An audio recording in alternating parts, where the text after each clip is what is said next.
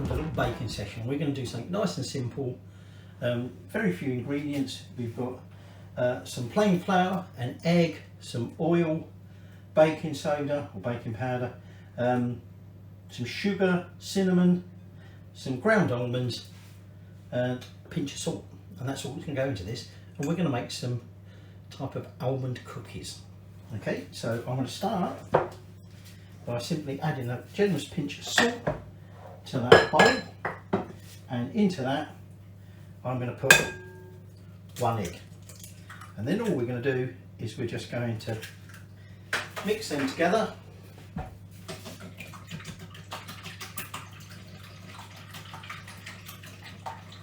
Like so. Oh, just realised I need some vanilla essence. So we're going to put sugar in there, 88 grams of sugar, but I just need to get some vanilla essence. So I'm going to put a drop of that, and then we're just going to combine them until the sugar's all dissolved.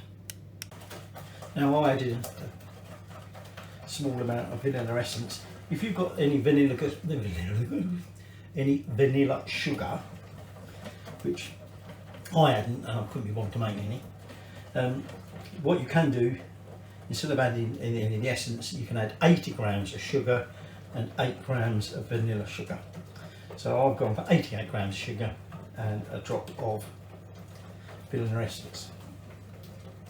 So we've got that mixed in together, and so now all we're going to do is we're going to take that 150 mils of oil. Okay, in that goes. It's going to be another one of these that we can shape these by hand. So I've got some gloves ready because I don't like to get my hands like that. So we're just going to whisk that in and get the two nicely combined. Okay, I've got the oven on. Put your oven on about 170, and then we'll need to get some baking sheets ready to place these onto. So I'm now just going to add in that teaspoon of cinnamon, and this is my ground almonds. I've got 100 grams of them. In they go, and we're now just going to make sure they're all nicely mixed together. Now I might at this point swap over to a spatula, because obviously we've still got that flour and the baking powder to add in, and it's not going to be so easy to whisk that now. So I'm going to get myself a spatula. So I've got 4 grams of baking powder, in that goes, and then I've got some plain sieved flour. If you can get like pasta grade, so that's even better, but this unfortunately is just ordinary plain flour. And I've got 250 grams of that, and all we're going to do now is just obviously make sure this is all now nicely combined. Okay, and that's it. Now when we've made them and cooled them, you could add a touch of fondant chocolate, tempered chocolate, into the middle of them, and add a little bit of decoration. We're just going to leave them as plain cookies. Okay, so we just need to get this all nicely mixed together until we've lost that floury look to it, and then we'll start shaping them. So before I start shaping them, I'm obviously going to need to get my baking sheets ready, and I'm going to need to get myself a spoon. You'll see why, not for measuring out my dough, because I'm going to do that by eye. We're going to make golf ball sized balls, okay, but you're going to need a spoon for decoration purposes. Okay, so get this done, get my baking trays ready, get my spoon, and then I'll show you what's next. When I've got some gloves, because I'm namby-pamby like that.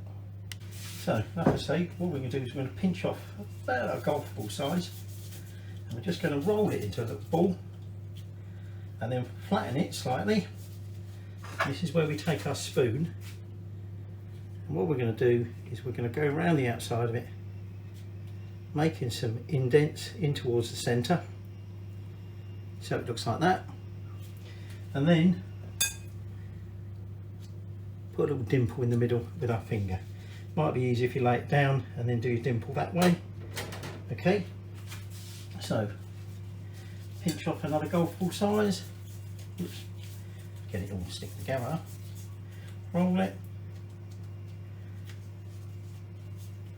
Flatten it. Go around with your spoon to get our nice little spiral shape, like that. Onto there. Dimple in the middle. That was not so good yet, but never mind. So we're just going to go through like this until we've filled our trays. So these are now going to go in. Like I say, it's preheated oven to about 170.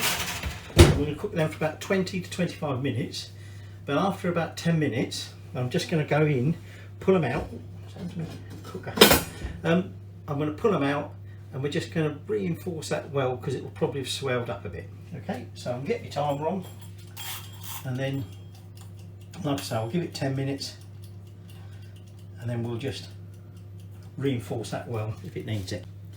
So that's had 10 minutes, and all I'm just going to do, you don't want to get using your finger on this because it's going to be bloody hot, and I can see there's oil in there. Another little tip for you, don't use a dampish tea towel to hold this pan because it's bloody hot, spoil stuff.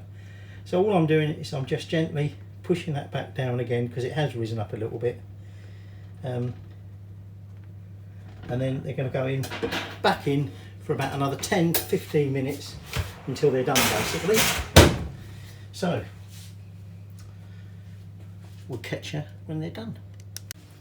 So they've had just over 25 minutes, just straight out of the oven, so I'm going to let them cool a little bit, and then we're going to finish with a little dusting of icing sugar.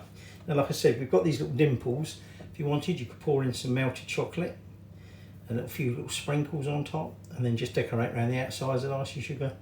We're not going to bother filling them, we're just going to have them plain, but with that little dusting of icing sugar.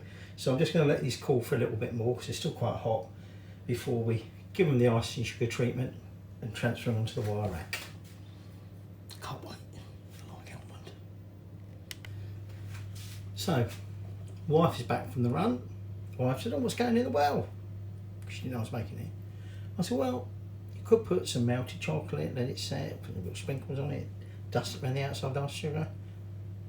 But I'm not going to do that. I'm just going to leave them plain. What? They've got a hole in the middle there. I said, don't matter. I'm just going to dust them like, why don't you put glacé cherry in the middle? She said, not bloody glacé cherries. Anyway, I'm not putting glacé cherry in there.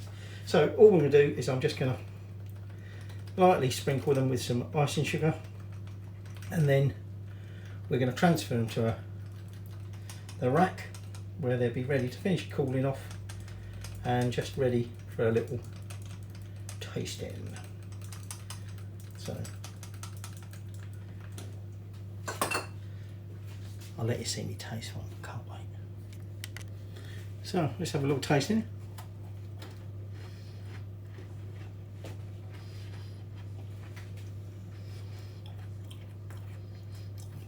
Quite hard, dry.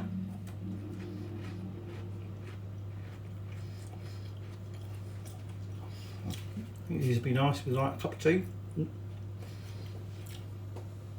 Cup of tea or coffee. Just a sort of simple almond flavour biscuit or cookie. Nothing special, but certainly not unpleasant. Just a nice little biscuit, like I say, to go with a nice beverage. Perhaps not a beer, but there you go, almond cookies.